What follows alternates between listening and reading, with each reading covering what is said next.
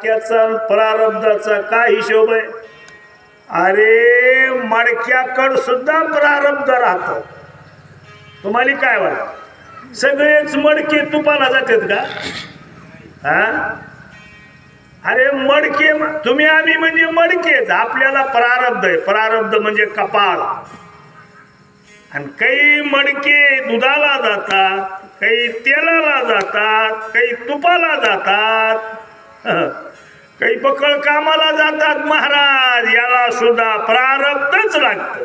या लागी जन प्रारब्धादिन शाबास. बळवंत पूर्ण हो.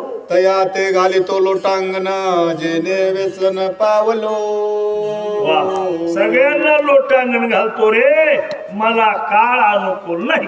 आता राव नावदारी जरी म्यार दिला असेल तर हरी भगवत भावे द्विज जरी पूजोनी भजन दिदले असेल.